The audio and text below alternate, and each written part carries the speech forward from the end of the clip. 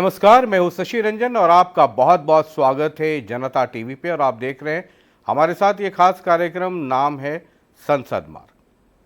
हर सप्ताह 2024 की लड़ाई के लिए जो रणभूमि में रणबांकुरे हैं, चाहे वो योद्धा हों, सेनापति हों, एक एक करके उन मेहमानों को हम आपके सामने लेकर के आ रहे हैं। और वो तमाम सवाल जो सियासी सवाल हैं, वो सवाल जो आप करना चाहते हैं या उनसे जुड़े हुए विवादों से, वो जो उनसे जुड़े हुए विवाद हैं, वो सवाल हैं, वो सब सवाल हम उनके सामने रखते हैं। अब ये कार्यक्रम ऐसा है कि जब ये कार्यक्रम चलता है तो कई लोगों का बीच में हम रिएक्शन भी चलाते हैं और वो हमारे मेहमानों का बीपी भी बढ़ा देता है। बहरहाल हमारा तो काम है नीम का पत्ता खिलाते रहना, बीपी कंट्रोल में रखना। और आज जो वॉरियर, योद्धा या रणबांकुरे आज बतौर मेहमान संसद मार्ग में हमारे साथ हैं, वो किसी परिचय के मोहताज नहीं है। और मैं अक्सर ये कहता हूँ कि वो वन मैन आर्मी हैं, अकेले हैं लेकिन दहाड़ते हैं। इतना कहने के बाद आप समझ गए होंगे, एलनाबाद से ताल्लुक़ रखते हैं, INLD के करता धरता है और आजकल अब तक कई हज़ार किलोमीटर की यात्रा कर चुके हैं। तो बहुत बहुत स्वागत कीजिए INLD से अभय चौटाला जी का। बहुत बहुत स्वागत। बहुत धन्यवाद आपका। तो कितने हज़ार किलोमीटर चल लिए? वजन तो कुछ कम हुआ नहीं है अभी आपका? लग रहा है कि मतलब जितना चलते हैं उतना ही ज़्यादा चाय पानी भी कर लेते हैं, तो जितना ही कैलोरी आउट होता है उससे ज़्यादा इन कर लेते हैं। मैं लोगों का वजन घटाऊंगा। मैं अब तक 2700 से ज़्यादा किलोमीटर चला और 1350 से ज़्यादा गांव मैंने कवर किए। 15 डिस्ट्रिक्ट कर लिए। ये मेरा 16वां डिस्ट्रिक्ट है। 66 विधानसभा क्षेत्र भी किए। लाखों लोगों से डायरेक्टली मिला। शहर, कस्बा, गांव, जहाँ शहर में जो विधानसभा क्षेत्र आया वहाँ रात्रि ठहराव भी रखा मैंने। और विशेष रूप से शहर में अलग अलग कम्युनिटी के लोगों से मिला, व्यापारियों से मिला। शहर के अंदर अलग अलग संगठन बने हुए बहुत सारे, उन संगठनों के लोगों से मिला। कोई अग्रवाल का अपना संगठन बना हुआ है, पंजाबियों का अपना संगठन बना हुआ है, सैनियों का अपना संगठन बना हुआ है, गुजरों का अपना संगठन बना हुआ है, ब्राह्मणों का अलग है, राजपूतों का अलग से संगठन है, मंडी की अपनी एक आड़त एसोसिएशन है, सब्जी मंडी की अलग एसोसिएशन होती है। वहीं जितनी भी बार है, डिस्ट्रिक्ट बार जो है, उनमें वकीलों से भी मिल कर के आए, डॉक्टरों से भी मिला। सबसे मैंने बहुत बारीकी से जाना है कि सरकार बनने के बाद, इतना बड़ा बजट सरकार का होने के बाद, आप लोगों को कहीं लगता है शहर के अंदर की सरकार की तरफ से कोई ऐसी सुविधा प्रदान की गई है जिसकी वजह से किसी आम नागरिक को भी लाभ मिला हो? मैं बहुत अच्छे से बैठ करके बात करके आया उनसे, भाषण नहीं झाड़ के आया। तो गांव में भी सुनो, लोगों से बहुत चौपाल लगा करके उनके बीच में बैठता हूँ, उनकी सबकी सुनता हूँ और फिर अपनी बात भी सारी बताता हूँ कि इन्होंने किस किस तरह से प्रदेश के अंदर, विशेष रूप से बीजेपी और कांग्रेस दोनों ने मिल कर के कैसे इस प्रदेश को ख़त्म किया, क्या एक साजिश है। आप सुनो। पढ़ रहे हैं हरियाणा के लोगों के दिमाग को, उनकी भावनाओं को, या 2024 की तैयारी भी कर रहे हैं? दोनों चीज़। इस परिवर्तन यात्रा का मकसद ये नहीं है कि मैं केवल लोगों की बात को जानना चाहूँगा। मैं लोगों की बात को इसलिए जानना चाहता हूँ कि जब 2024 में लोग विश्वास के साथ हमारी सरकार बनाएंगे, वो जो दिक्कत कठिनाई आज मेरे सामने बताई जा रही है, मैं उनको नोट भी करवाता हूँ और हम उसके ऊपर काम करेंगे। फिर वो सुविधाएं लोगों को मुहैया कराएंगे ताकि प्रदेश तरक्की करे, आगे जाए। आज की डेट में युवा जो है सबसे ज़्यादा परेशान है इस प्रदेश का। ये आपने आज तक किसी ने भी इसके ऊपर गौर नहीं किया, किसी ने इस पर चर्चा नहीं करी आज तक। कोई गांव ऐसा नहीं है, कोई शहर ऐसा नहीं है, कोई कस्बा ऐसा नहीं है, कोई जाति ऐसी नहीं है जिसके बच्चे ज़मीन बेच करके, घर बेच करके, माँ बाप को प्रेशराइजर करके विदेश ना जा रहे हो। विदेश पढ़ने नहीं जा रहे, जॉब तलाश करने के लिए। कारण सिर्फ ये है कि हरियाणा प्रदेश में उनको सरकार के ऊपर कोई भरोसा नहीं रहा, उनका भरोसा खत्म हो गया। इसलिए किसी भी गांव में जाओ आप, छोटे से छोटे गांव में, गरीब से गरीब गांव में जहाँ ज़मीन नहीं है लोगों के पास, वहाँ भी ये हालत है। लोगों का विश्वास, युवा का विश्वास हरियाणा प्रदेश के का इस सरकार से पूर्ण रूप से उठ चुका है। जो सरकार सबसे ज़्यादा इस बात पे जोर लगा रही थी कि हम युवाओं को बहुत आगे लेकर के जाएं, उन्होंने युवाओं का सत्यानाश कर दिया। आज पूरे प्रदेश का युवा जो है ठीक है जा रहा है। आप देखो गांव के गांव खाली हो गए, सिर्फ इनकी गलत पॉलिसी की वजह से। इस तरह की भर्तियां करी है इन्होंने जिसमें हरियाणा के बच्चों को रोजगार मिलने की बजाय बाहर के लोगों को ये रोजगार दिया गया। अगर कोई नौकरी निकलती है, हमारे बच्चे जब एग्जाम देने हरियाणा जाते, सरकार जो बीजेपी जेजेपी की सरकार है, वो तो 75% हरियाणवियों को, हरियाणा के लोगों को नौकरी देने का एक नियम बना चुके हैं, कोई नियम लागू कहाँ हुआ है? जिसकी खूब आप मुझे जोर शोर आप से मुझे चर्चा हुई, आप भी- जेजेपी के मैनिफेस्टो में था। आप एक चीज देखो ना, ये कहा उन्होंने कि हम नियम बना रहे हैं उसका, 3.5 साल हो गए, आज तक नियम लागू नहीं हुआ। 75 लड़के बता दे, मुख्यमंत्री बता दे, डिप्टी चीफ मिनिस्टर बना दे भी हमने ये 75 लड़के प्राइवेट सेक्टर में जॉब दिलवा दी पूरे प्रदेश के। 75% तो बहुत दूर की बात है।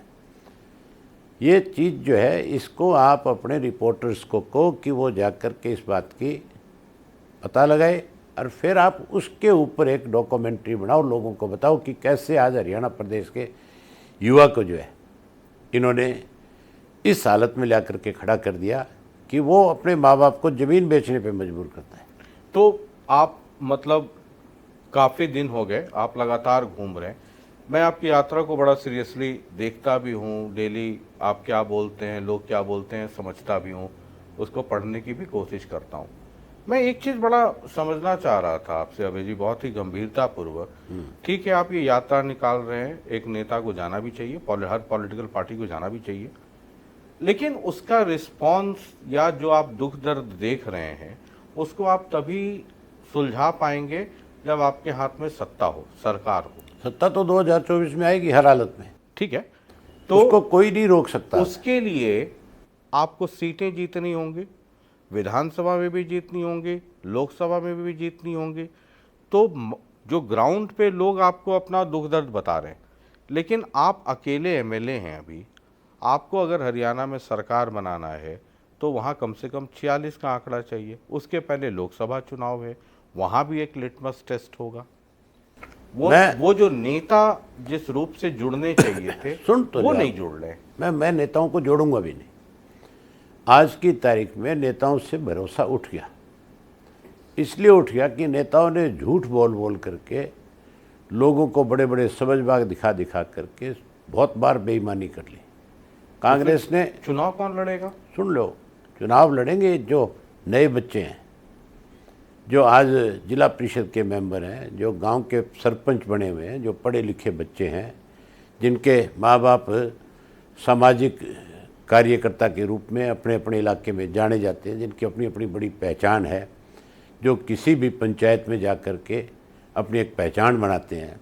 मैं उनके बच्चों को आगे लेकर के आऊँगा, मैं उन लोगों को आगे ले जा कर के ये जिम्मेवारी सौंपूंगा। आप देखना बहुत अलग नतीजा आएगा, बहुत कुछ बदलाव आने जो जाएगा। ओपोनेंट है, जो राजनीतिक विरोधी है, जो ओपोनेंट है, वो ये कहते हैं कि अभय जी इस तरह की बात इसलिए कर रहे हैं कि इनको नेता मिल नहीं रहे। अभी कुछ दिन पहले पानीपत में 2, 4, 5 लोगों को आपने जोड़ा, पार्षद थे या क्या थे, फिर उनका 24 घंटे के अंदर स्टेटमेंट आ गया, वो कहने लगे जी हमें तो बड़ा धोखे से पटका पहना दिया अभय जी ने।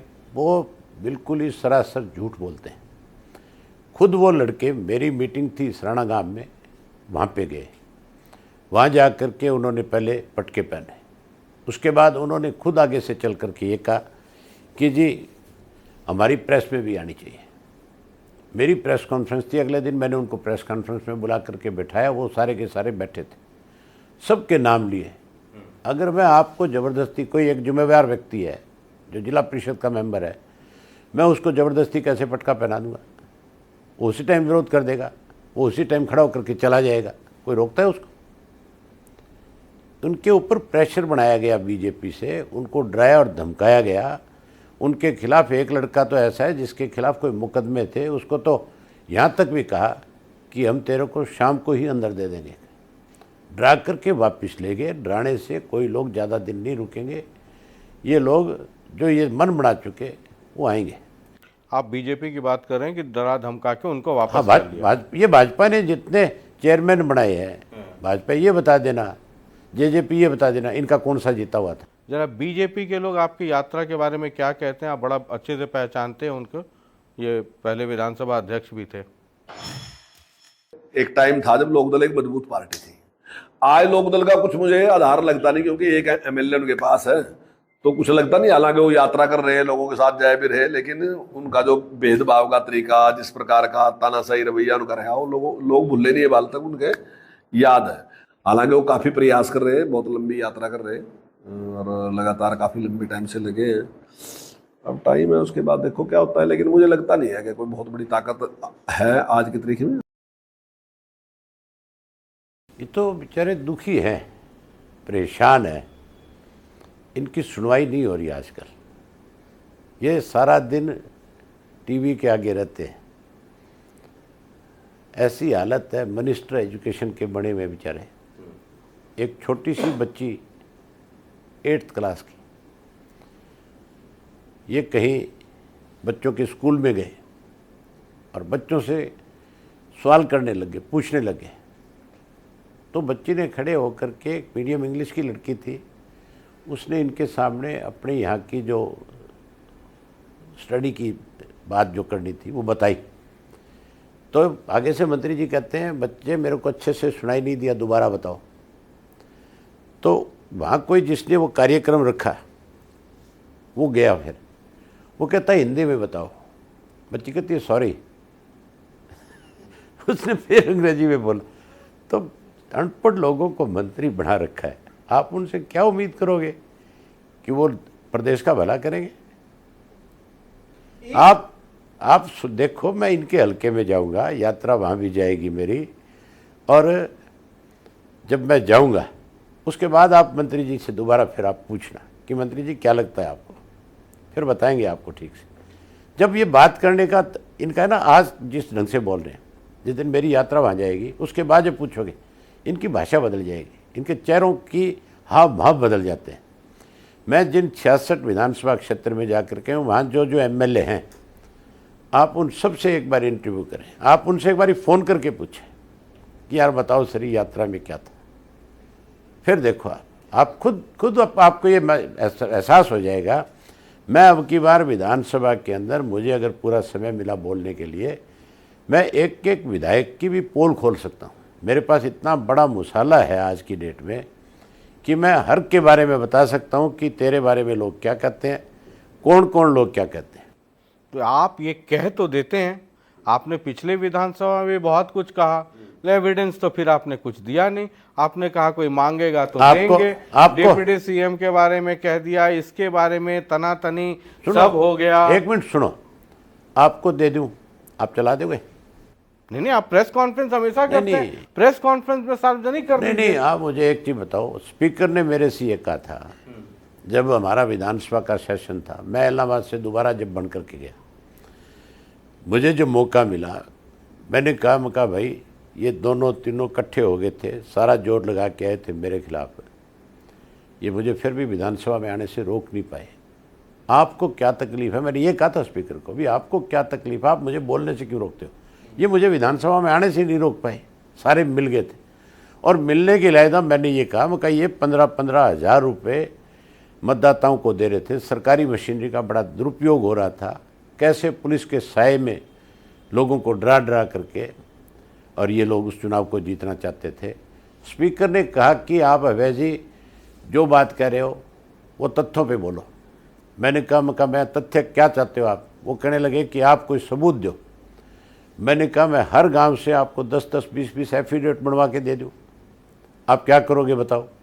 तो कहने लगा मैं कार्रवाई करूंगा, क्या आप लाओगे? मैंने कहा आप अपनी बात पे रहना। मैंने स्पीकर को 150 से ज़्यादा एफिडेविट जो है वो बनवा करके दिए, आज भी मेरे पास पड़े हैं। आपको नहीं, एफिडेविट आपने दे दिया स्पीकर साहब को? मैंने कहा ले ले, मैंने कहा स्पीकर को ले एफिडेविट, बना कमेटी जांच करा। तो कहने लगा मेरे क्या पल्ले इसमें, मैं क्या कर सकता हूँ इसमें, क्या ये तो इलेक्शन कमीशन करेगा क्या? तो मैं बोला फिर तू खड़े होकर के वहाँ बैठा बैठा सिमटे क्यों बोल रहा था ये बात? तब तेरे को ये नहीं बोलनी चाहिए थी। आपने जैसे राज्यसभा इलेक्शन में ये कह दिया कि एक पार्टी ने किसी कैंडिडेट से पैसा ले लिया है, समझौता कर लिया, मैं एविडेंस दूंगा, आपने दिया नहीं। उसके बाद आपने विधानसभा में आपने कहा कोई एयरपोर्ट कहीं हरियाणा में बन रहा है, उसके आसपास की ज़मीन किसी ने खरीद ली, उसका एविडेंस दूंगा, वो दिया नहीं आपने।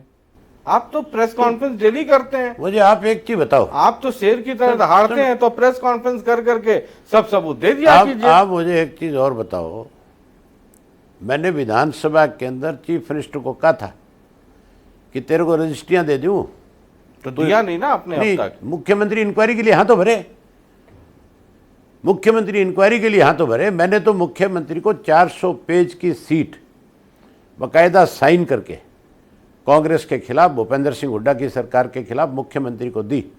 ये रिकॉर्ड की चीज़, और विधानसभा में दी उसको। पहले गवर्नर के थ्रू दी, और गवर्नर के थ्रू तो भूपेंद्र सिंह हुड्डा को दी चीफ मिनिस्टर होते हुए कि हम तेरे ऊपर ये आरोप लगा रहे हैं, तू इसकी जांच करवा, तू तेरे चीफ मिनिस्टर होते हुए जांच करा दे। पर उसकी हमने डिमांड करी थी कि जुडिशियल उससे जांच होनी चाहिए, उसने जांच नहीं कराई। जब सरकार बदल गई, ये चीफ मिनिस्टर बन गए मनोहर लाल खट्टर, मैंने पहले ही विधानसभा के सेशन में मनोहर लाल खट्टर को जब बधाई दी मुख्यमंत्री बनने की, तब मैंने कहा आपसे उम्मीद करेंगे कि पिछली सरकार ने जो लूट मचाई है 10 साल में, आप उसका लेखा जोखा जरूर निकलवाओगे, और हम जो आपको चार्जशीट दे रहे हैं 400 पेज की, उसमें हमारे साइन है बाकायदा तौर पे। अगर हम कोई गलत दे रहे हैं आपको एफिडेविट की चार्जशीट है वो, कि हम कोई गलत दे रहे हैं, आप हमारे खिलाफ कार्रवाई करो।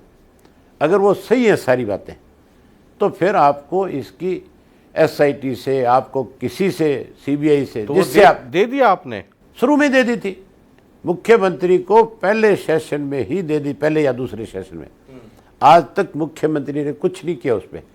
एक बार मुख्यमंत्री ने विधानसभा में ये भी कहा, भूपेंद्र सिंह हुड्डा की लैंड जो उस वक्त की रिलीज की हुई थी रोहतक की, उसके बारे में कि मैं इसकी CBI से जांच कराऊंगा। ये बात विधानसभा में कही उसने, मुख्यमंत्री ने, और विधानसभा के उसमें है प्रोसीडिंग में सारी की सारी। उसके बाद उसकी जांच विजिलेंस से करा करके उसमें क्लीन चिट दे दी, जबकि CBI की जांच की बात खुद ने कही। सुभाष चंद्रा की लैंड थी, बाद में पता लगा कि सुभाष चंद्रा का इशू, सुभाष चंद्रा ने प्रेशर डाला, और प्रेशर डलवा करके उसको विजिलेंस में करवाया CBI की बजाय, और करवा करके क्लीन चिट ले ली उसने। उसके बाद उसी लैंड के ऊपर सुप्रीम कोर्ट का संज्ञान आया। सुप्रीम कोर्ट ने यह कहा कि इसकी जांच CBI से होनी चाहिए, लेकिन आज भी सरकार ने सुप्रीम कोर्ट के आदेश को भी दरकिनार कर रखा। आप हर जगह भिड़ जाते हैं, विधानसभा में अध्यक्ष से भिड़ जाते हैं, बाहर भिड़ जाते हैं, तो जो आपकी भिड़ने वाली छवि है तो वो तो वैसे ही बरकरार है। नहीं, मैं कोई गलत थोड़ा ही कहता हूँ। मैं जो भी बात कहता हूँ, मैं उस बात की पूरी गहराई तक जाता हूँ, पता करता हूँ कि इसमें कितनी सच्चाई है। और जब सारी चीज़ सामने आ जाती है, मुझे जब सारी जानकारी मिल जाती है, तब मैं कहता हूँ भी तुम करते तो बेईमानी हो, और यहाँ आकर के तुम अपनी सफाई दे करके बचना चाहते हो। कांग्रेस वाले इसलिए चुप है कि कांग्रेस की 400 पेज की चार्जशीट उनके पास पड़ी है, वो दिखा देता है इस तरह से चीफ मिनिस्टर कि भी हमें खोलनी पड़ेगी क्या। आप जिस कांग्रेस, अगर मैं ना हूँ विधानसभा में, आप ईमान से, अपने धर्म से एक बात बताओ, आपके प्रेस के लोग क्या कहते हैं? बताओ क्या कहते हैं? मतलब मैं तो देखिए, मैं आपसे पूछना चाहता का हूं, स्टूडेंट हूँ। आप जितनी चीज़ें कहते हैं, विधानसभा में मसला उठाते हैं, वो फिर वहीं का वहीं रह जाता है। आप जो मसला उठाते हैं, फिर उसको अंजाम तक उसके एविडेंस के साथ, मैं एविडेंस के साथ ही आप तो डेली प्रेस कॉन्फ्रेंस करते हैं, मैं एविडेंस डेली मीडिया के लोगों से मिलते हैं, मैं एविडेंस के साथ ही सारी चीज़ देता हूँ। लेकिन क्योंकि कांग्रेस और सरकार दोनों मिली हुई है, इसलिए वो उस चीज़ को कहीं ना कहीं रोकती है। तो पब्लिक तो जान जाएगी ना। तो अगर आप पब्लिक तो evidence जानती के है, साथ- आपके ख्याल में? आप सिर्फ जो बोलते हैं, भाषण देते हैं या प्रेस कॉन्फ्रेंस करते हैं, उसमें एविडेंस भी दिखाइए कि देखिए ये एविडेंस है ना। अच्छा, राज्यसभा में इसने इतना लिया, इतने का ट्रांजैक्शन हुआ, यहाँ से यहाँ गया, ये रहा एविडेंस, ऐसे करके दिखाइए। नहीं, आपको लगता है लोगों को पता नहीं है? आप क्या सोचते हैं? आप ही को पता है सारी बातों का, जो आप मुझसे पूछ रहे हो आप ही जानते हो सारी बातें। नहीं, मैं तो आप नहीं, मैं आपसे पूछ रहा हूँ कि आपने मुझे एलिगेशन लगाया तो बता देते कि ये एविडेंस है सर। तो मैंने तो बताया सारा, शायद आपने नहीं देखा होगा कहीं पे। नहीं, आपका आपको ध्यान- लगता है, आपको लगता है कि मेरा ध्यान कभी किसी से हटता है? और आपका- खास करके आपसे ध्यान मेरा हटता होगा? आपका जब जब चुनाव नजदीक आता है ध्यान बीजेपी की तरफ बढ़ जाता है। अच्छा, ये आपको लगता है? हाँ, मुझे लगता नहीं है, लोगों को भी लगता है, सबको। ये मतलब पूरे मैं आपसे ये पूछ पूरे रहा हूं प्रदेश के कि लोग ये बात एविडेंस मतलब जब चुनाव आता है तो मेरा एक तरफ ध्यान हाँ, रहता है, तब चुनाव आप नहीं रहता तब है। आप इस तरह के कार्यक्रम लेकर के आते हो और फिर आप कैसे सरकार का पक्ष लेकर के लोगों को पूछना शुरू कर देते हो कि ये क्या हो रहा है, ये क्या हो रहा है। हर बात सर माथे, लेकिन मैं तो सिर्फ ये पूछ रहा हूँ कि एविडेंस दे देंगे तो आपको- तो उससे सरकार कार्रवाई करे ना करे, मैं लोगों को पता होगा। मैं ये पूछता हूँ, आपको एविडेंस चाहिए? सर सबको चाहिए, आप दिखा दोगे? पब्लिक को चाहिए। आप अरे दिखा दोगे? आप प्रेस कॉन्फ्रेंस करते हैं नहीं, तो नहीं, भैया, मैं आपको ये आप पूछ प्रेस रहा हूं। कॉन- सर आप एक चीज बताइए, मैं प्रेस आपसे कॉन्फ्रेंस एक- आप करते हैं, मैं आपसे एक ही कौन बात सा जानना चैनल चाहता हूं। है, अरे कौन मैं सा आपसे- मीडिया है जो नहीं दिखाता? मैं आपसे एक बात जानना चाहता हूँ, मैं आपको एविडेंस दे दूंगा, आप क्या उसको दिखाओगे? आप प्रेस कॉन्फ्रेंस कीजिए, सब लोग दिखाता है। मैं और आपको अभी सबको यहाँ दिखाएगा। दिखाऊं? दिखा दीजिएगा, आप तो ये कार्यक्रम चल रहा है, आप दिखा दीजिएगा, सब लोग देखेंगे। और आपको पता है मेरे इंटरव्यू में कोई काट छाट तो होता नहीं आप है। खुद ही कटिंग कर देते हो, कैंचिया चलाते हो। आपका कौन सा इंटरव्यू है जिसमें कटिंग हुआ या किसी के भी? चलो बहरहाल, चिंता ना चलिए, करो, आपको सारे ठीक है। अच्छी तरह से एविडेंस भेजूंगा। जो जो बातें मैंने आज तक कही है उनके बारे में एक एक चीज आपको भिजवाऊंगा। मैं देखूंगा आप उसको कितना सीरियसली चलाते हो चैनल। मतलब अब तक आपने नहीं देखा है? क्या अब तक नहीं देखा है चलाते मैं हुए? देखा है सारा, मैं चलिए, सारा आपके एक मैं आपकी सारी मजबूरियों को समझता हूँ। मेरी कोई मजबूरी नहीं है। एक और आपके मित्र हैं, जरा सुनिए क्या कह रहे हैं। अभय सिंह चौटाला कहता कुछ है, करता कुछ है। कहता भ्रष्टाचार के आरोप जेजेपी लगाता, भाई पैसे खा लिए राज्यसभा इलेक्शन में और खुद फिर वही देता है। वो ये आपके सामने दोहरी बातें जो है, कहता अभय चौटाला की पता है सबको, अचीवमेंट कुछ नहीं है इनकी, जो ये पृष्ठभूमि सबको मालूम है। सभी राष्ट्रीय विपक्षी दल इकट्ठे हो रहे हैं 2024 का चुनाव लड़ने के लिए। तो आप मानते हैं कि हरियाणा में जिस तरीके से इनेलो भी विपक्षी दल है, तो अगर हरियाणा में इनेलो इकट्ठी होती है तो आप क्या कहेंगे? इनेलो की अभी हैसियत नहीं है भाई, एक सीट है विधानसभा में। इनेलो का भविष्य अब उनका एक विधायक है, 2024 में एक भी नहीं आएगा। ये सुन लिया आपने? सुन ली मैंने, सारी सुनता हूँ मैं, हाँ? इनेलो सारी की सुनता कोई हूँ। सुन लो, हैसियत नहीं अगली है, बात सुन लो। एक आदमी तो मैं है। बता दूंगा इसकी जो हैसियत है, जी। मैं इनकी भी हैसियत बहुत करीबी से जानता हूँ।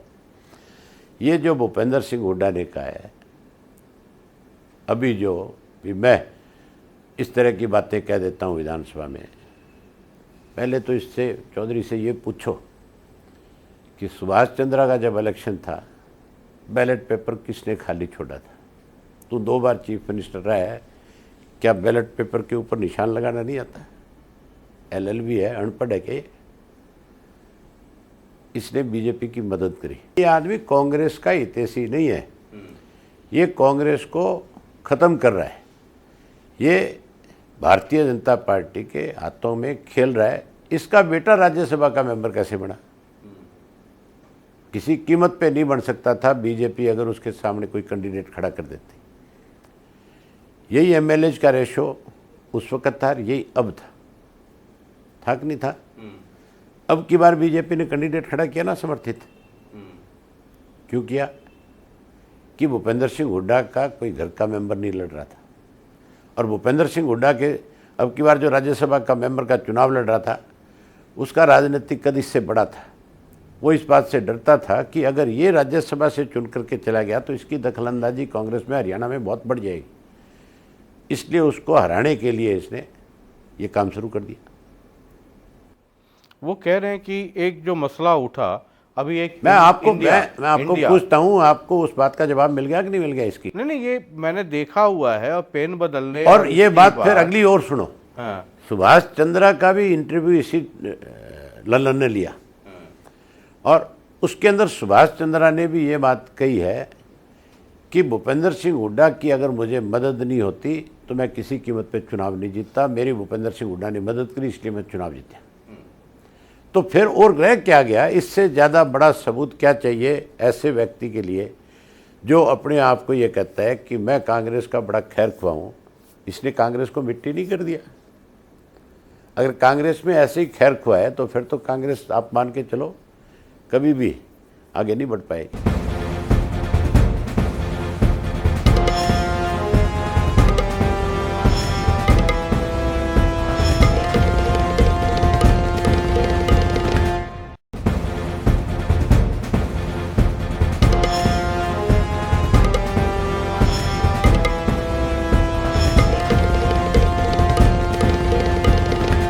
अभी एक इंडिया एक बीजेपी एनडीए के खिलाफ एक गोलबंदी हुई।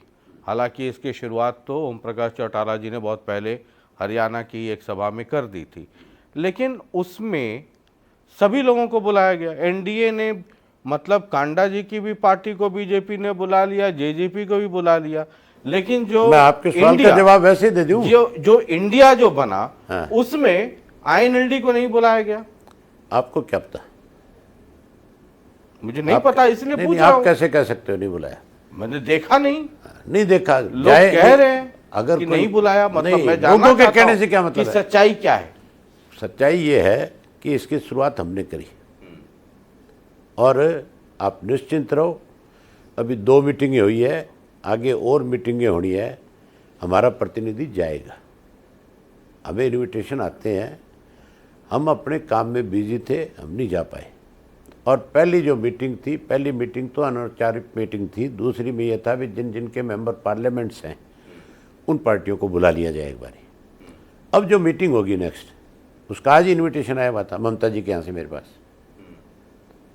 ये जो इस तरह की फजूल की बातें करने कोई वाले, और नहीं, आपके भूपेंद्र सिंह हुड्डा आपने खुद ही सुना तो मैं कौन भी ये बेहूदी बातें करने में कि उनका तो जब- कोई औचित्य नहीं है तो क्यों बुलाना अब जब है, हम नहीं जाएंगे फिर बुलाना। ये क्या कहेगा?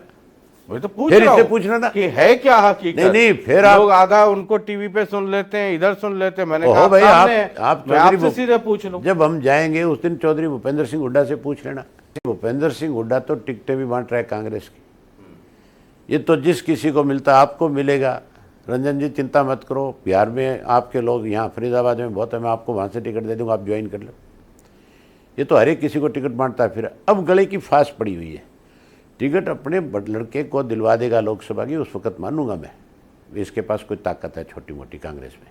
जो लोकसभा चुनाव है, आईएनएलडी की तरफ से कई बार ये कहा गया कि बीजेपी को अगर शिकस्त देनी है तो सभी लोगों को इकट्ठा होना चाहिए। जितनी पार्टियां हैं आपसी डिफरेंसेस भूल करके एक बड़े लक्ष्य के लिए सबको एक साथ आना चाहिए। कांग्रेस के लोग कहते हैं मुझे तो हरियाणा में किसी की जरूरत नहीं है, हम अपने बूते सफिशिएंट है, कौन ना कहता हमें है? आईएनएलडी की जरूरत है, ना हमें आम आदमी पार्टी की जरूरत है, ना इसकी जरूरत है, ना उसकी जरूरत है।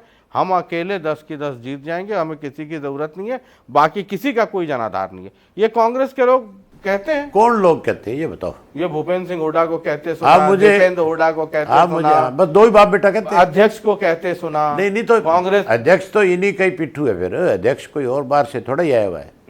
ये 3 लोग कहते हैं ये बात कि किसी की जरूरत नहीं है। इनसे ये तो पूछो ये फैसला हाईकमांड करेगा कि तुम करोगे? पहले ये पूछ लो भाई, ये फैसले हाईकमांड करता है या ये लोग करते हैं फैसला? पहले इनकी अगर पहले इनकी ताकत का तो अंदाज आपको पता होना चाहिए ना कि भाई ये जो कहते हैं ये कर सकते भी हैं कि नहीं कर सकते उसको। अगर लोकसभा में मान लीजिए कि हम हरियाणा के परिप्रेक्ष्य में बात कर रहे हैं, एक कोई वैसा गठबंधन बने, एक अलायंस बने, तो कौन कौन कितनी सीटें और उसको किसको किसको यहाँ हरियाणा में अभी शामिल बहुत करना टाइम है चाहिए? इस चीज़ में। आज इन चीज़ों के ऊपर कोई भी कुछ नहीं बोल सकता।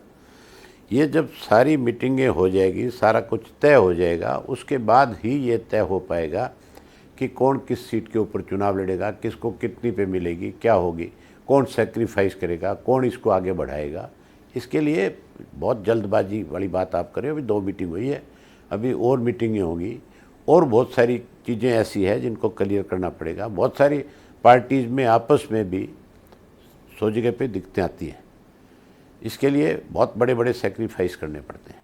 तो अगली मीटिंग जो इंडिया की जो सो कॉल्ड जो नया गठबंधन बना उसके लिए हरियाणा से INLD को इनविटेशन आ गया हाँ है, तो आप उसमें जाएंगे?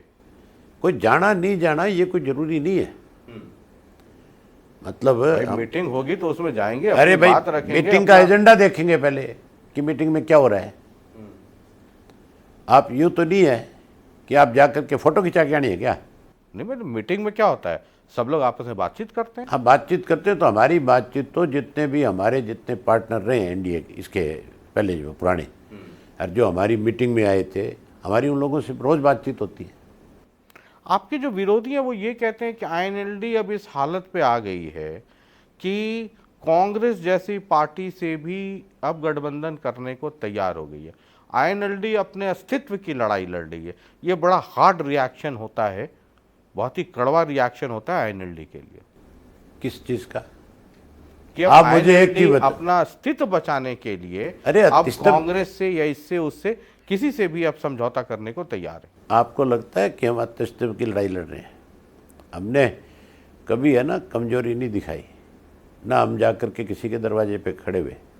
हमारे अंदर इतनी ताकत है, हमारा कार्यकर्ता इतना मजबूत है कि वो किन्हीं भी परिस्थितियों को कभी भी किसी भी तरह से बदल सकता है। आज हमने उन परिस्थितियों को बदल दिया। आज इस यात्रा के बाद हरियाणा प्रदेश के अंदर हर राजनीतिक दल में खलबली मची हुई है। हर किसी को आज INLD दिखाई दे रही है। हर किसी को इस बात का डर है कि 2024 में ये सत्ता में आएंगे और तुम्हारी लूट जो है उस लूट का पाई पाई का हिसाब लेंगे। आप लोकसभा चुनाव के लिए ज़्यादा गंभीरता से काम कर रहे हैं या विधानसभा चुनाव के लिए? इसमें दोनों चीज़ें आती है। इसमें लोकसभा क्षेत्र भी साथ ही आता है, इसमें कोई अलग नहीं आता।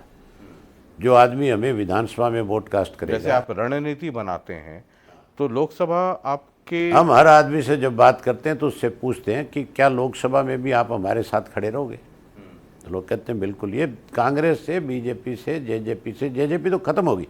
जेजेपी का तो आप लोगों ने कहीं कोई छोटा मोटा खड़ा कर रखा है, वो कैसे खड़ा कर रखा है मेरे समझ से बाहर की बात है।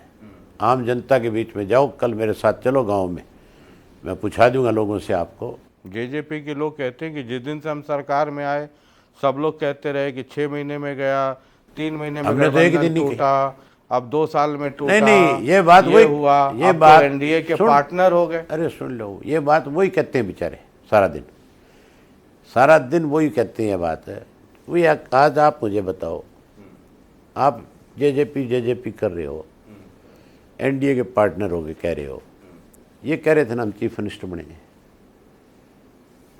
ये कह रहे थे ना हमने तो 50 सीट जीतनी है। NDA के पार्टनर हो गए, कितनी सीटों पे चुनाव लड़ेंगे? वो तय होगा जब नहीं बताओ ना मुझे, समय आएगा तब। कितनी सीट दे सकती है ज़्यादा से ज़्यादा आपके हिसाब से? मतलब आप भी पॉलिटिकल इंटरव्यू करते हो सारा दिन। जो मेरी जानकारी है उसमें ये 3 सीटें मांगेंगे। नहीं, विधानसभा की बात कर रहा हूँ। अभी तो खैर विधानसभा की बात ही नहीं हो रही है, अभी तो लोकसभा की सिर्फ बात हो रही है। हाँ, लोकसभा में वो तो लोकसभा के बाद तय होगा कि ये लोकसभा गठबंधन की- रहेगा नहीं रहेगा, ये सब लोग जानता है, इसमें कोई छुपी छुपाई ये हुई तो बात नहीं है। लोकसभा की ले लेकिन दे के- लोकसभा तक का तो इंतजाम हो ही ये गया। तो लोकसभा की ले दे के एक सीट पे आ जाएंगे। आज भी बीजेपी तो आपके ये, अनुसार वो एक सीट कौन सी मिल सकती है इनको? चलो बाद में देखेंगे। आज की डेट में भी बीजेपी का मुख्यमंत्री, बीजेपी का अध्यक्ष 10 की 10 सीट लड़ने की बात करता है। इसीलिए मैंने आपसे ये बात कही थी कि ये फैसला हाईकमांड करता है, ये मुख्यमंत्री भी नहीं कर सकता। ये तो पीछे इन्होंने कहा नहीं था कि हम इनको बाहर कर देंगे, कितनी स्पीड पकड़ रखी थी इन्होंने। ऊपर से 1 मिनट में सारी चीज़ें लाइन अप होगी इनकी। हिसाब किताब बराबर हो गया कि नहीं हो गया सारा? अब सफाई देते घूम रहे कि नहीं घूम रहे?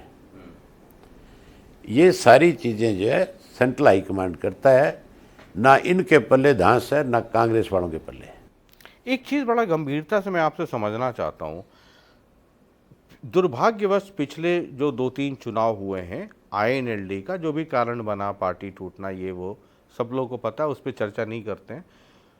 INLD का वोट परसेंटेज गिरा और अभी 2 इलेक्शंस और हैं, पार्लियामेंट भी है और असेंबली भी है। आप मुझे ये बताओ।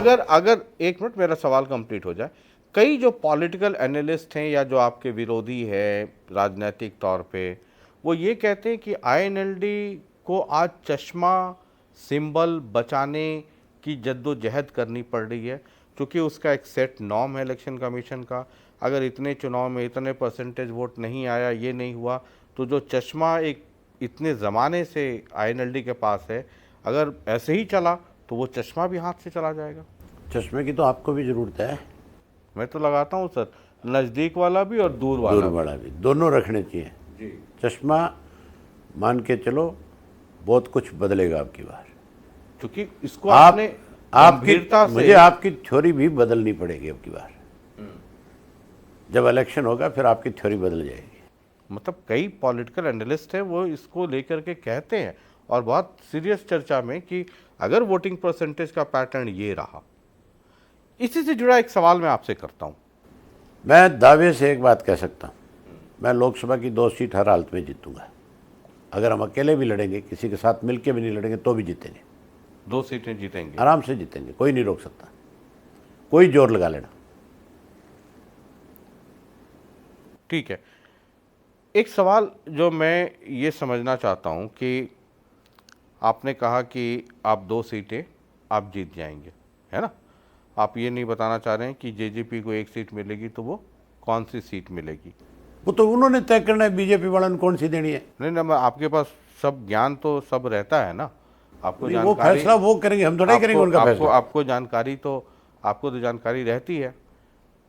1 से 46 तक पहुंचने का क्या फॉर्मूला है आपके पास विधानसभा में? मेरे साथ चलो ना, कल आप खुद ही मान लोगे। मैं आपके साथ रहूं ना रहूं, आपको पता है कि मैं बड़ा गंभीरता से हर चीज आप देखते हो ना, सारी चीज हर फुटेज में देखता आप देखते हो ना, है ना? तो आपको तो ये पता है कि आज साल सवा साल से ज्यादा समय बाकी है विधानसभा का। अब सही बताओ, मेरे जो एन कट्टर विरोधी है वो क्या कहते हैं? देखिए, चुनाव लड़ना, चुनाव नहीं वो कहते क्या है ये बताओ ना। वो कहते हैं वन मैन आर्मी है, जो कह रहे हैं तो सुन आप भी कहते हैं ना वन मैन आर्मी है। ये सुन रहे हैं ना, 2 लोग बीजेपी कांग्रेस सुन ही लिया, जेजेपी का भी तो सुनवा देंगे थोड़ी देर में। उनको मैंने जवाब दे दिया ना उनका जी, जो उनकी असलियत है। मुझे एक चीज समझाइए, लोग उनकी असलियत को जानते हैं। अब मैं बहुत गंभीरता से एक सवाल कर रहा हूँ। अभी जो हिंदुस्तान में इलेक्शन का ट्रेंड है, हमारे यहाँ आप देख लीजिए, हमारे प्रदेश का भट्टा इसी तरह से तो बैठ गया ना। अभी स्पोर्ट्स में एक ऐसा स्पोर्ट्स मिनिस्टर लगा दिया इन्होंने जो लड़कियों के साथ यौन शोषण में फंसा हुआ है। एजुकेशन मिनिस्टर ऐसा लगा दिया जो बेचारा 10वीं पास नहीं है। माइनिंग का मिनिस्टर ऐसा लगा रखा है। आप किस किस मिनिस्टर की देखोगे? मैं एक दूसरा सवाल कर रहा हूँ सर, जो एक ट्रेंड हिंदुस्तान में है, पंजाब देख लीजिए, उत्तर प्रदेश देख लीजिए, बंगाल देख लीजिए, दिल्ली देख लीजिए, अब 1 वर्सेस 1 वाला चुनाव हो गया। आदमी या तो इधर है या इधर है। आप वेस्ट बंगाल में देख लीजिए, लेफ्ट साफ हो गया। ऐसा तो नहीं है कि लेफ्ट में अच्छे नेता नहीं है या लेफ्ट को मानने वाले लोग कम हो गए हैं। हरियाणा की पॉलिटिक्स को आप उनके साथ नहीं आकलन कर सकते। हरियाणा भी इसी देश का एक हिस्सा है और सराउंडेड बाय देश का हिस्सा है, लेकिन हरियाणा और मध्य प्रदेश और ये सब में भी चुनाव होना है। हरियाणा का जो मतदाता है, जो हो जाता है कि जो पॉलिटिकल एग्रेशन जो है लोगों में इतना ज्यादा हाई हो गया है कि या तो आप इसके साथ हैं या फिर इसके खिलाफ हैं। इसके साथ वाले एक तरफ गोलबंद हो जाते हैं, खिलाफ वाले एक तरफ गोलबंद हो जाते हैं। मैं एक छोटा सा जवाब देता हूं, आपके समझ में आ जाएगा। चौधरी ओम प्रकाश चौटाला, चौधरी देवीलाल पे ले लो आप। चौधरी देवीलाल जब 82 का चुनाव हुआ था, हमारे पास बहुमत था। तपस्या को गवर्नर थे, उन्होंने चीफ मिनिस्टर बना दिया। भजनलाल को 1 महीने का टाइम दे दिया फ्लोर ऑफ द हाउस अपना बहुमत साबित करने के लिए। उन दिनों में खरीद फरोख्त का ज़माना था। बहुत सारे एमएलए खरीद लिए गए, बहुत सारों के खिलाफ मुकदमे बनाए, डराए धमकाए, ले गए, सरकार बना ली, कांग्रेस की सरकार बन गई। 84 में इंदिरा गांधी की डेथ हो गई। उसके बाद कांग्रेस जो है बहुत बड़े बहुमत के साथ आ गई। हर आदमी ये कहता था अभी अब जल्दी सी कोई भी राजनीतिक दल जो है वो कांग्रेस को डिफीट नहीं कर सकता। चौधरी देवीलाल के पास 9 एमएलए बच गए थे, कहाँ 52 थे, 9 बचे। जब 9 बचे तो ये कहते थे भी आईएनएलडी का तो भविष्य अब बिल्कुल ख़त्म हो जाएगा, भी सारे तो भाग्य इनके, बचा कौन है। और चौधरी देवीलाल ने 87 में ऐसा करिश्मा किया था कि 85 एमएलए जीत करके आए थे। उस वक्त तो हालात ही बहुत अलग तरह के थे, आज तो वैसे हालात भी नहीं है। कोई राजनीतिक दल आज ये नहीं कह सकता कि उसकी बड़ी तूती बोल रही है आज की तारीख में। उन दिनों कांग्रेस की तूती बोलती थी। चौधरी ओम प्रकाश चौटाला जो है खुद चीफ मिनिस्टर होते हुए चुनाव हार गए। रोडी से जीत गए थे, नरवाना से चुनाव हार गए थे। हमारे पास 9 एमएलए बचे थे, अपोजिशन लीडर भी नहीं बन पाए थे। 2009 के चुनाव में 33 एमएलए जीते। और एक बाई इलेक्शन भी ऐसा था कि उस बाई इलेक्शन में सारी सरकार ने जोर लगाया। 2 महीने बाद ही सरकार भूपेंद्र सिंह हुड्डा की बढ़ने के बाद चुनाव हो गया था और पूरा जोर लगा दिया था। उसके बावजूद भी हम वो चुनाव जीते। आज भी उसी तरह के हालात इस प्रदेश में है। आज भाजपा से, जेजेपी से लोग बहुत परेशान हैं। मैं बहुत करीब से देख करके आऊँ सारी चीज़। कांग्रेस की झूठ पे झूठ, कांग्रेस का आपस में विवाद, आपस में झगड़ा, ग्रुपों में बंटी हुई है। लोगों का विश्वास खत्म होता जा रहा है। अब लोग फिर से जैसे पुराने वक्त में आईएनएलडी को लेकर के आए थे, उसी तरह से फिर से आईएनएलडी को ही सत्ता में लेकर के आएंगे। ठीक है। चुनाव में उलट फिर चलता रहता है। एक मैं स्टेटमेंट दुष्यंत का देख रहा था, ये उचाना को लेकर के बड़ी कंट्रोवर्सी हो गई। विप्लव देव गए, फिर चौधरी बीरेंद्र सिंह ने जो कुछ कहा वो सब है। एक मैं रिसेंट एक स्टेटमेंट देख रहा था जिसमें हाल का ही स्टेटमेंट था जिसमें कि दुष्यंत ये कह रहे हैं कि जिनको जिनको मुख्यमंत्री बनना है या बनने की इच्छा रखते हैं वो सब के सब उचाना आकर के चुनाव लड़ करके एक बार जो राजमाइश सब लोग कर ले। मैं भी लड़ूंगा, बाकी भी जो लोग मुख्यमंत्री बनना चाहते हैं, मतलब वो इशारा आपकी तरफ नहीं था किसी भी रूप में, आईएनएलडी या आपकी तरफ नहीं था। मैं तो उसको एक कॉन्टेक्स्ट के तौर पे ले रहा हूँ, रेफरेंस के तौर पे ले रहा हूँ कि उचाना आए और उचाना से चुनाव सब लोग लड़े। आप अगला चुनाव लोकसभा लड़ेंगे, विधानसभा लड़ेंगे, क्या करेंगे? मैं तो विधानसभा ही का लड़ूंगा। आप विधानसभा लड़ेंगे? हाँ। और एलनाबाद ही लड़ेंगे या एक ऐसी जगह भी कोई हरियाणा में बन सकती हो थर्ड पार्टी की जगह?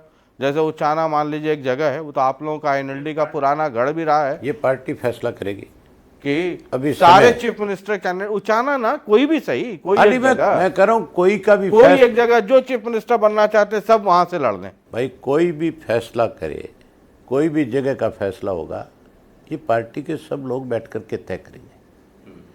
आज मैं आपको ये नहीं कह सकता कि मैं वहाँ से भी जा करके लड़ूंगा। हो सकता है कल को मुझे पार्टी ये कह दे कि आप एक बार इलाहाबाद से भी ना लड़ो, आप एक बार सिर्फ कंपेनिंग करो पार्टी के लिए, तो मुझे वो बात भी माननी पड़ेगी। ये फैसला पार्टी तो आपकी ही है। नहीं, पार्टी में बहुत सारे लोग हैं। पार्टी में मेरे साथ कोई, मैं अकेला थोड़ा ही हूँ, लाखों लोगों की पार्टी है ये। आप 25 सितंबर को आओ कैथल में, देख लेना आप। आपको एहसास नहीं हुआ फतेहाबाद की रैली में कि एक आदमी की पार्टी नहीं, कितना मेरी पीठ के पीछे कितने लाखों लोग खड़े हैं हरियाणा प्रदेश के। जब लाखों लोग खड़े हैं फिर भी आप डर जाते हैं? किससे डरा हूँ? कोई सुना फोन वोन आपको कोई कर देता है? मैं तो आज तक किसी से डरा नहीं, ना मैंने इन चीज़ों की कभी परवाह करी। ये सब विरोधियों की पक्ष बात है, विचारों की। उनको बात मिल गई, उन्होंने कहना शुरू कर दिया। मैंने तो पहले दिन ही जब मेरे को ये थ्रेट किसी ने की, प्रेस के लोगों ने पूछा, मैंने उसी वक्त कह दिया था, मैं कहा बहुत बेहुदे लोग हैं, मेरी यात्रा से विचलित हैं, इसकी इंक्वायरी करे, पुलिस का काम है, पता करे कौन लोग हैं। मैंने तो आज भी एसपी सर से उससे पूछा, किसी पे डाउट भी है? आज भी नहीं, मैंने कहा भी है, मैं तो जो चीज़ है वो सामने आ ही जाएगी। मैंने आज भी जींद एसपी से कहा था, मैंने कहा भी क्या किया अब तक बता मुझे, हमने तेरे को रिटर्न में कंप्लेंट दी है, उसमें क्या हुआ बता तू। सुनिए, कहने लगा कि बताता हूँ जी। उसका क्या सुनना है इनका? बवाल मचा। प्रदेश की सरकार को अरे ये कोई प्रोवाइड करनी चाहिए। सुन लीजिए जरा, सुन लीजिए, बच्चे बड़े हो गए हैं। और बहुत सारे गनमैन उन्हें देनी चाहिए। उन्हें उस तरह का शौक भी है असली वाले लोगों को अपने साथ लेकर के चलने का। पहले भी उनका कल्चर रहा लोगों को धमकाने का, और अभी वो कहने लगे थे कल को कि मैंने किसको धमकी दी। तो पूरा हरियाणा इस बात से बड़ा हैरान है, शायद उनके मेमोरी लॉस हो गया है। इससे ये पूछो, मैं तो एक एमएलए हूँ, 5 बार का एमएलए हूँ, ये किस लिए गनमैन लेके घूमता है? ये बताए ना। मेरे को तो सिक्योरिटी गवर्नमेंट ने प्रोवाइड करवा रखी है। मेरी सिक्योरिटी तो गवर्नमेंट ने जब मैंने रिजाइन किया था विड्रा कर ली थी। मैंने कभी किसी के आगे जिक्र किया इस बात का भी मेरी सिक्योरिटी क्यों विड्रा कर ली? मैंने मुख्यमंत्री को भी नहीं कहा भी क्यों विड्रा कर ली मेरी सिक्योरिटी। कर लो, मुख्यमंत्री का काम है, सरकार का काम है, किसी को सिक्योरिटी दे विड्रा करे, ये उन्होंने देखना है। मैं क्या इनकी सिक्योरिटी के भरोसे हरियाणा में घूमता हूँ या देश में घूमता हूँ? बहुत चिंतित हैं दिग्विजय। नहीं, कह रहे हैं इसको कि हरियाणा ये पूछो, हरियाणा सरकार को इसको मतलब सिक्योरिटी प्रोवाइड करनी चाहिए गनमैन सनमैन। ये इससे ये पूछो बेचारे से भी तू किस लिए सिक्योरिटी लेके घूमता है? तू जिप्सी आगे पीछे किस लिए चलाता है? तेरे को किसका डर हो रहा है? इससे पूछो सही भी तू क्या हैसियत रखता है? तेरा कौन सी ऐसी पोजीशन है जिसके लिए तेरे को सिक्योरिटी सरकार को प्रोवाइड करानी चाहिए? ये चीज़ मैंने पूछी है। सुनो, विधानसभा में चीफ मिनिस्टर से सवाल लगाया था मैंने, एक होम मिनिस्टर से, कि हरियाणा में कितने लोगों को सिक्योरिटी दे रखी है, और दे रखी है तो क्यों दे रखी है, उसका क्या रीज़न है? उनमें सब में एक ही चीज़ दे रखी थी, थ्रेट है, थ्रेट है, थ्रेट है। कोई मेरी ख्याल है आपके इलाके में भी एक सज्जन हैं जो बहुत सिक्योरिटी लेके घूमते हैं। एलनाबाद में एक गांव में एक सज्जन है। भाई पूछो मुख्यमंत्री से, होम मिनिस्टर से, भी इनको सिक्योरिटी दे किस लिए रखी है, इनको ज़रूरत क्या है? ये तो आप पूछो ना, मैंने तो पूछी थी। सब जगह ये लिखा था थ्रेट है, थ्रेट है। फिर मैंने होम मिनिस्टर से पूछा कि भाई आप कहते हो थ्रेट है, तो किन लोगों से थ्रेट है? और अब तक जिनकी तरफ से ये थ्रेट के नाम पे आपने सिक्योरिटी प्रोवाइड करा रखी है, उनके खिलाफ क्या कार्रवाई करी है? कोई जवाब नहीं। तो आपके केस में अब तक कुछ नहीं हुआ? ना, कुछ नहीं किया। तो आपको लगता है ये मिसचिफियस कॉल था, किसी ने बदमाशी की, या सही में कोई आपको परेशान करना चाह रहा है? ये काम पुलिस का है। पुलिस उसकी इंक्वायरी करे, पता करे, जो सही चीज़ है उसको सामने लेकर के आए। अब तक पुलिस ने क्या किया उसके बारे में पुलिस बताए। अभी तक कोई जवाब नहीं आया। मेरे से अब तक किसी ने कोई बात नहीं करी। मैंने ही आज एसपी से पूछा, बल्कि सामने से चल करके, कि बताओ मुझे कि जो आपको रिटर्न में मेरा पीए दे करके आया था उसके ऊपर आपने क्या कार्रवाई करी है। ठीक है, 2024 में आप हरियाणा के परिप्रेक्ष्य में क्या देखते हैं और राष्ट्रीय परिप्रेक्ष्य में क्या देखते हैं? अगर ईमानदारी के साथ, आपसे उम्मीद तो ईमानदारी की। सुन तो लेना, मैं कहता हूँ ईमानदारी के साथ अगर जो इंडिया बना है उसमें अगर उन्होंने, सब लोगों ने स्वार्थ से ऊपर उठ करके आगे बढ़े तो भाजपा सत्ता से बाहर हो जाएगी देश से। आपको उस इंडिया जो बना है गठबंधन, उसमें थोड़ा आपको लगता है डाउट है कि लोगों का या पार्टियों मैं का कहता हूं स्वार्थ आड़े आ सकता है? इसके लिए कांग्रेस को ही सबसे ज़्यादा सेक्रीफाइस करना पड़ेगा, क्योंकि आज सबसे बड़ी पार्टी कांग्रेस ही है। और जो सबसे बड़ा होता है उसको ही कहीं ना कहीं एडजस्टमेंट करनी पड़ती है। इसके लिए कांग्रेस को ही छोटा मोटा सेक्रीफाइस करना पड़ेगा, करना चाहिए। अगर कांग्रेस चाहती है सही मायने में कि भाजपा को सत्ता से बाहर किया जाए तो उसका तरीका सबसे बेस्ट यही है। वो सेक्रीफाइस कैसे होगा? हरियाणा जब आप आएंगे तो भूपेंद्र सिंह हुड्डा कहेंगे कि हमें तो किसी की ज़रूरत नहीं है। हुड्डा नहीं कर सकता कुछ भी, ये फैसला ऊपर होता है। आप फिर हुड्डा पुड्डा क्या उल्टी सीधी बातें करते रहते हो। आप भी पॉलिटिकल बात को कहाँ ले आकर के खड़ा कर देते हो। कोई कुछ नहीं कर सकता। ये मैं तभी तो को ना, सेक्रीफाइस किसको कहते हैं, किसको कहते हैं साहब सेक्रीफाइस? हरियाणा हो तो हुड्डा हरियाणा की बात नहीं, बात नहीं माननी। उस चीज़ को समझना जरूरी है। ये कहते आपको लगता है कि कांग्रेस, आप मुझे एक चीज- आप जो उम्मीद कर रहे आप हैं मुझे एक- कांग्रेस में उतनी सेक्रीफाइस करने की करना पड़ेगा। अगर एक अलग बात है, कर पाएगी? मेरी ख्याल करेगी, मैं जहां तक समझता हूं कि करेंगे। आपको लगता है कि वो होगा? राहुल गांधी को, कांग्रेस को ये बात समझ में आनी चाहिए कि अगर राहुल गांधी को संसद के पद से सरकार हटवा सकती है तो कांग्रेस को जड़ मूल से भी समाप्त कर सकती है। राहुल गांधी को लगता है आपको कि राहुल गांधी के बारे में आपका ओपिनियन क्या है? इस मामले में तो बिल्कुल शरेआम ही फंसाया गया, नहीं, गलत किया है। वो अलग मसला है। नहीं, अलग क्यों है? मैं 2024 उसको आप अलग कैसे कह सकते हो? 2024 में लीडरशिप के हिसाब से पूछ रहा हूं। इनकी कोशिश ये रहेगी भाजपा की कि वो 2024 का चुनाव ही ना लड़ सके।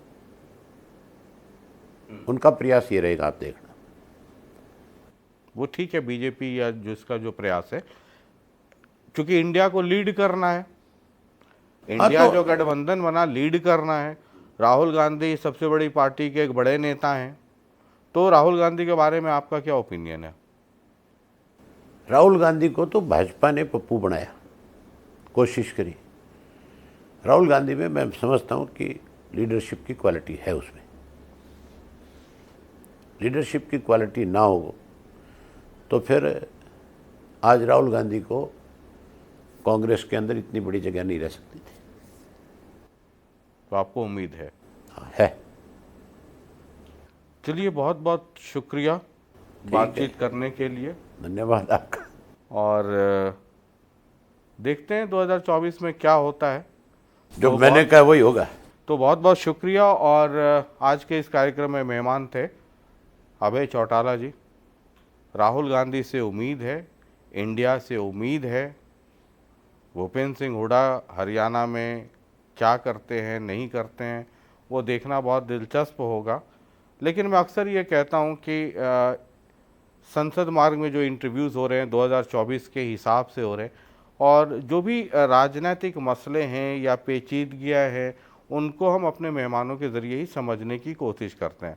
हमारा काम तो समझना और समझाना है, बाकी देखते हैं 2024 में क्या होता है। बहुत बहुत शुक्रिया, नमस्कार।